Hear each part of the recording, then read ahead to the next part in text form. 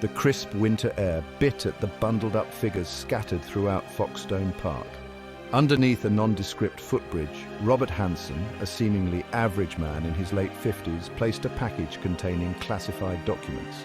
The calmness of the park shattered as FBI agents swarmed Hanssen, their shouts cutting through the quiet afternoon.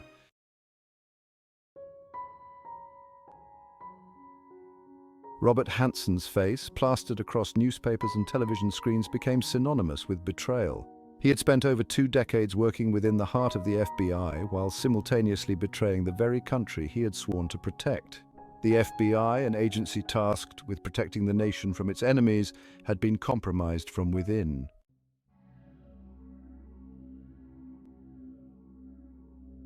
Hanssen's espionage was a calculated campaign of betrayal spanning over 2 decades. He had been selling American secrets to the Soviet Union and later to Russia, compromising sensitive information and jeopardizing intelligence operations. Hanssen's betrayal forced a re-evaluation of security protocols, a painful reckoning with the vulnerability of even the most secure systems to the human element.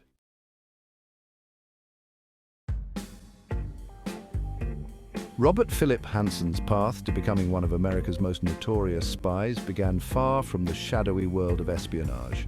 In 1976, Hanssen officially joined the FBI, embarking on a career that seemed full of promise. He moved through the ranks steadily, earning a reputation as a capable, if somewhat reserved, agent.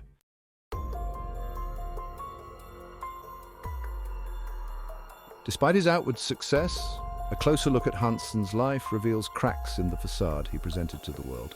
Financially, Hanssen lived a modest life despite his government salary. This simmering discontent, fueled by a potent mix of ego, financial insecurity, and a warped sense of entitlement, created fertile ground for a dangerous proposition.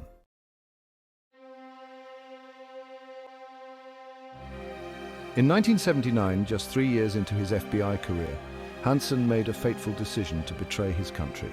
Hanssen initiated contact with the Soviet Union's intelligence agency, the KGB, offering his services as a spy. The KGB, sensing a valuable asset in the disgruntled FBI agent, readily accepted Hanssen's offer.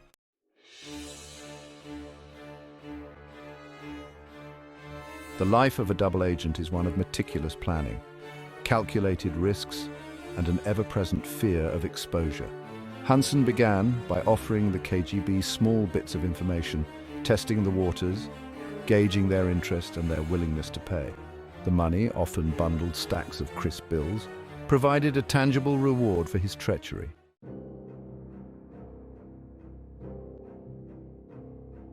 As Hanssen grew bolder, so too did the scope of his betrayals.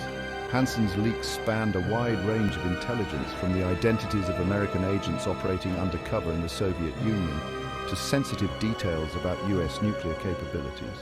The impact of Hanssen's treachery reverberated far beyond the walls of the FBI.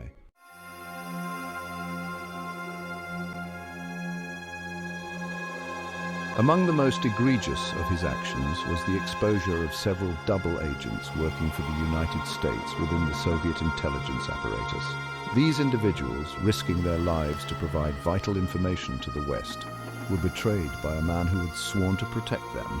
The weight of these betrayals, the blood on his hands, seemed to have little impact on Hanssen's resolve.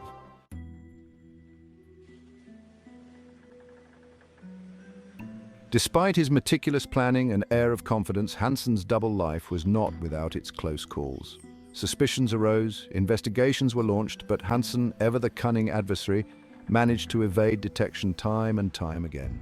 Each close call served as a reminder of the precariousness of his position, the constant threat of exposure that loomed over his double life.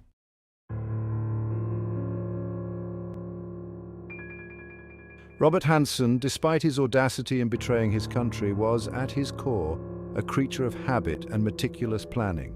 He understood the inner workings of the FBI like the back of his hand, knew its strengths and, more importantly, its weaknesses. Hanssen shunned the limelight, avoided unnecessary risks, and kept his circle of confidants small, trusting no one with the truth of his double life.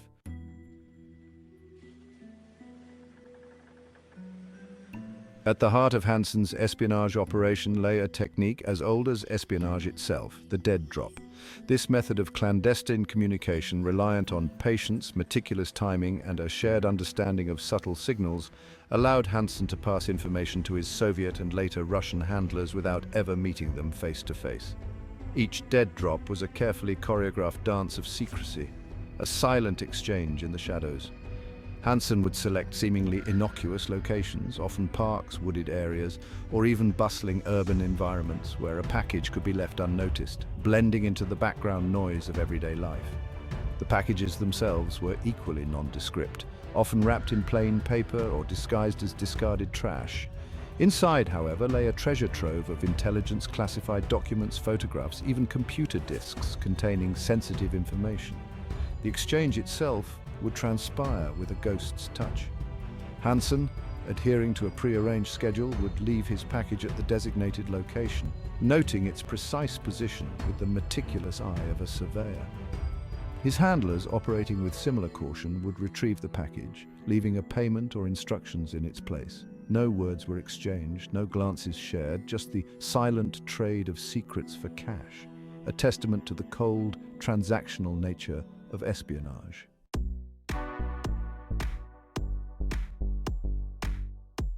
As technology advanced, Hanssen, ever the pragmatist, adapted his methods to exploit the burgeoning digital landscape.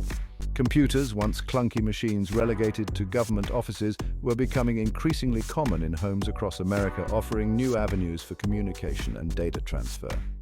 Hanssen, recognizing the potential of this new technology, incorporated it into his espionage toolkit.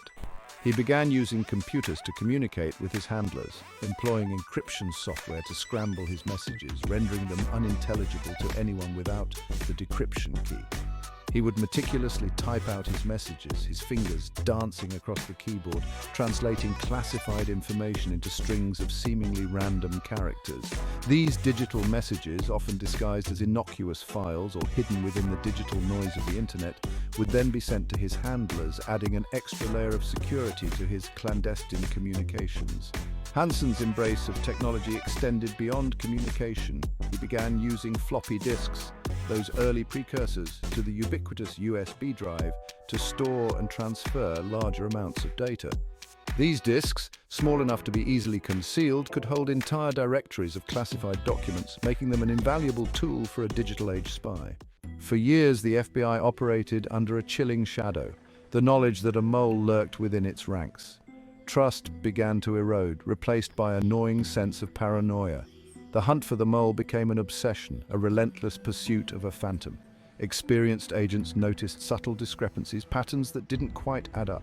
The FBI struggled to come to terms with the possibility that the enemy lurked within its own ranks.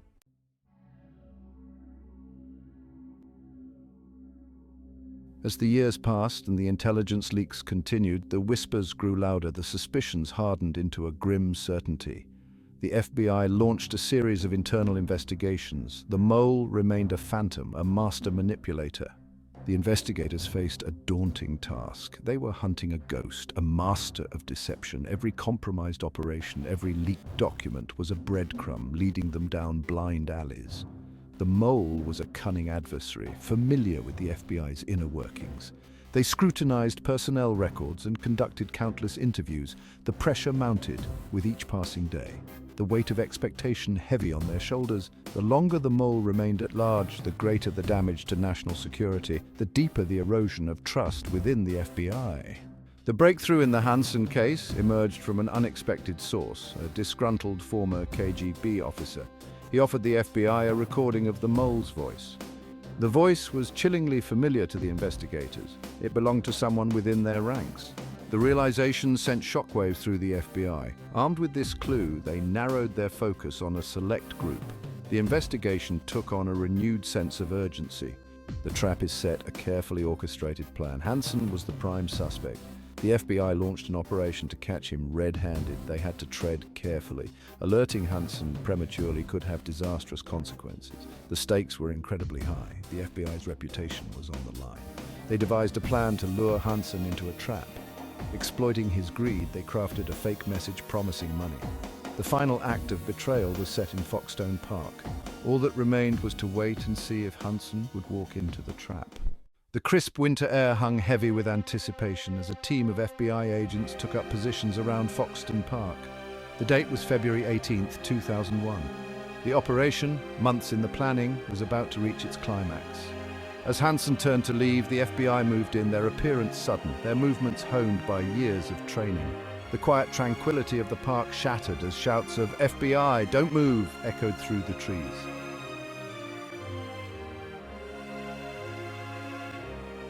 The arrest of Robert Hanssen was swift, almost anticlimactic.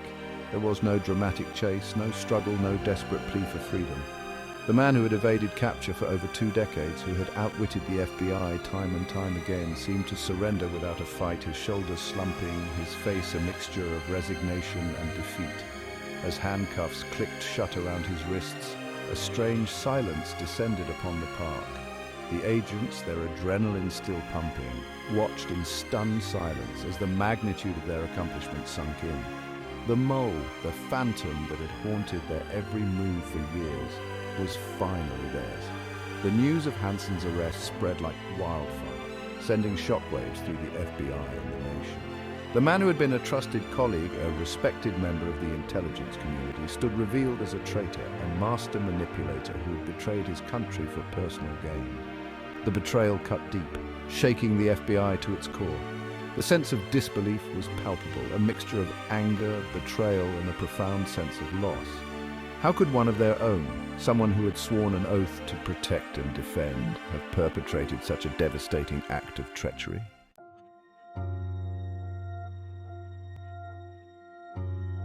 The arrest of Robert Hanssen sent shockwaves through the intelligence community and the nation, leaving a chilling question: why?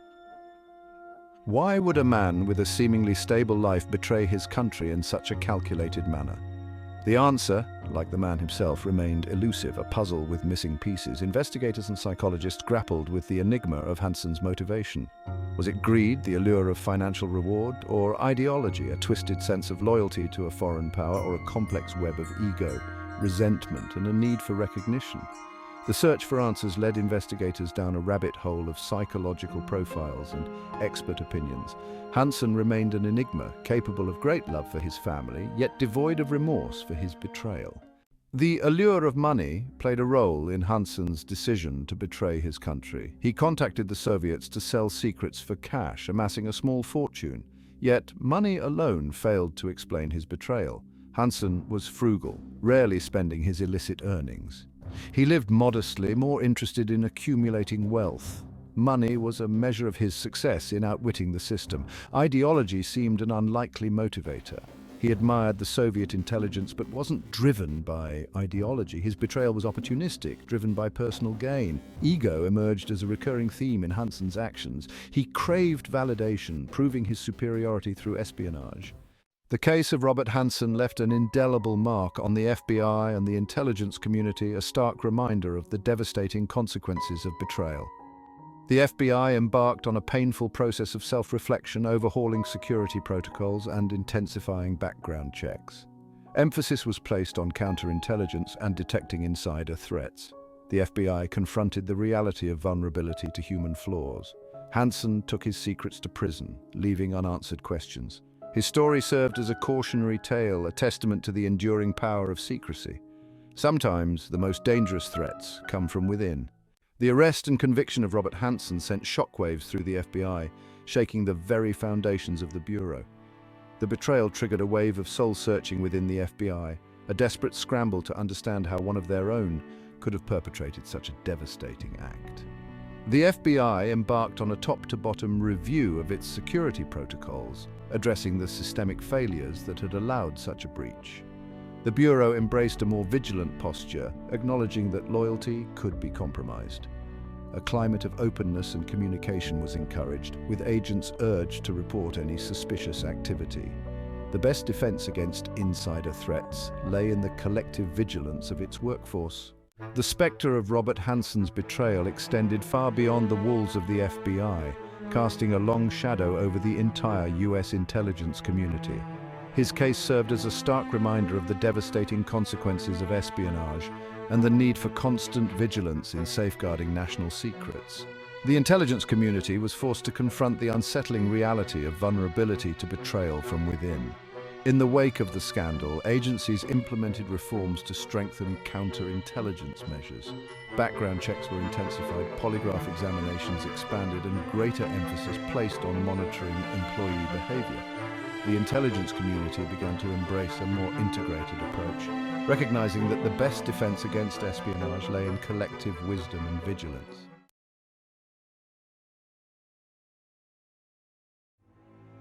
The case of Robert Hanssen resonated far beyond espionage, tapping into a timeless fascination with betrayal and the motivations that drive individuals to betray their countries and their own moral compasses. Hanssen's story, like other notorious spies, served as a chilling reminder of the enduring power of greed, ambition, and the allure of secrecy. Psychologists and historians grapple with the complex factors that contribute to espionage, seeking to understand the motivations of those who choose a life of deception. Greed, the desire for wealth, has long driven espionage. Ideology can also play a powerful role, with individuals willing to betray their countries for a higher purpose. Ego, the need for validation, can be a powerful motivator, drawing individuals to espionage to prove their superiority. The saga of Robert Hanssen stands as a stark reminder of the fragility of trust and the insidious nature of betrayal. His treachery exposed vulnerabilities within the FBI's security and a darker truth about human nature, the capacity for deceit and the allure of power. Hanssen's double life shattered the illusion of security, showing that those sworn to protect us could be our greatest vulnerabilities. His betrayal left an indelible scar on the FBI, sowing seeds of doubt and paranoia. In the aftermath, the FBI grappled with the chilling realization that the enemy had been living among them. The Bureau was forced to confront its own fallibility, realizing that even the most sophisticated security measures could be circumvented. The legacy of Hanssen underscores the importance of vigilance and robust security protocols. For in the end, Hanssen remains an enigma, a puzzle with missing pieces, reminding us that the greatest threats often come from within.